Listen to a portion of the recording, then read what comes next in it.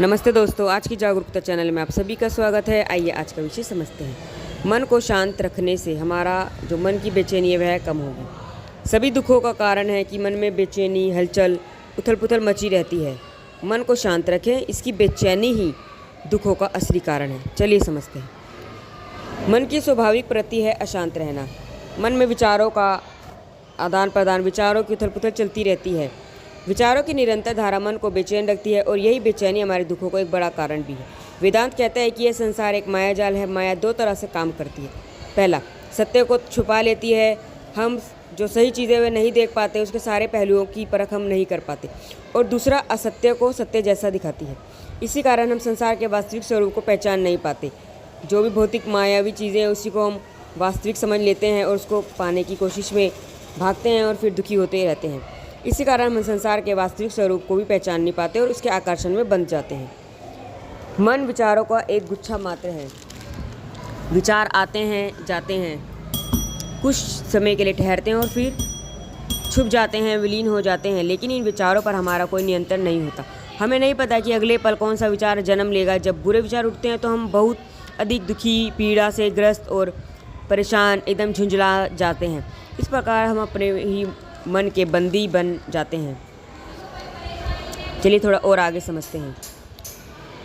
मन की अशांति हमारे भीतर की अशांति बढ़ाती है। इसी कारण हम संसार के जो वास्तविक स्वरूप को भी नहीं पहचान पाते और उसके आकर्षण में बंधते चले जाते हैं।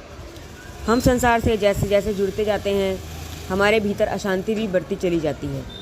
इससे मुक्ति का एक ही उपाय है, वैराग्य। और वैराग्य का मतलब ये नहीं कि सब अपनी जिम्मेदारी को छोड़कर जंगलों में जाकर बैठ जाएं। ऐसा नहीं करना है।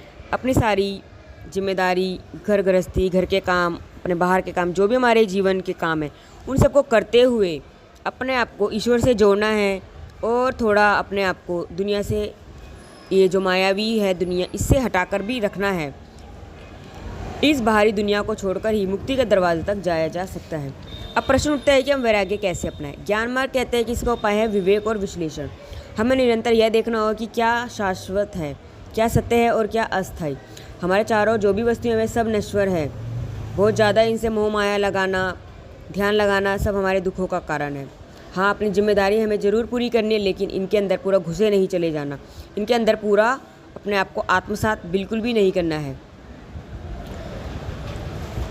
समय के साथ सब कुछ विनाश हो जाएगा। बस हमारी शांति, भगवान के साथ जो हमारी निष्ठा है, भगवान के साथ जितना हम जुड़ेंगे वही चीज़ हमारे साथ जीवन भर चलेगी।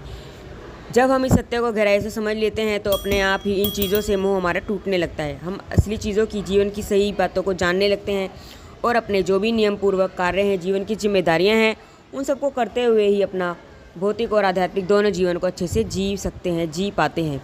मन को स्थिर रखने का दूसरा उपाय है ध्यान। ध्यान का अर्थ है मन को एक ही विचार पर ठिकाना और शेष विचारों को हटा देना, त्याग देना। जिस देवता या इष्ट पर आप विश्वास करते हैं उसी पर मन केंद्रित कर दीजिए। निरंतर उसी का चिंतन कीजिए, मंत्रोच्चारण कीजिए, गहरी सांस लीजिए। धीरे धीरे आपके मन की चंचलता कम होगी और वह स्थिर भी हो जाएगा। राजयोग में भी ये कहा गया है कि आत्मा का वास्तविक स्वरूप सदैव मन में उतरता है, लेकिन मन की अस्थिरता उसे बाहर नहीं आने देती। इसके लिए ध्यान जरूरी है। ध्यान ही मन को शांत भी रखेगा। शांत रहकर ही हम अपने असली स्वरूप को भी पहचान सकते हैं। शंकराचार्य जी ने भी कहा है, मनोबुद्धि अहंकार चित्तानि नाहम शिवोसहम, यानी मैं मन, बुद्धि, अहंकार या चित्त नहीं हूँ, मैं शिव हूँ, केवल शिव। जब हम मन का विनाश कर देते हैं तभी सत्य का साक्षात्कार हमें होता है।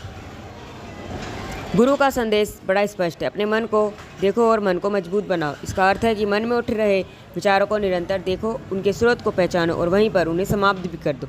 यही मन को जीतने का मार्ग भी है। और जब मन की लहरें शांत हो जाती हैं तब आत्मा का निर्मल स्वरूप भी प्रकट हो जाता है और तब अनुभव होता है हम मन नहीं हैं, हम चैतन्य हैं, हम सत्य हैं। ओके, धन्यवाद। नमस्ते दोस्तों।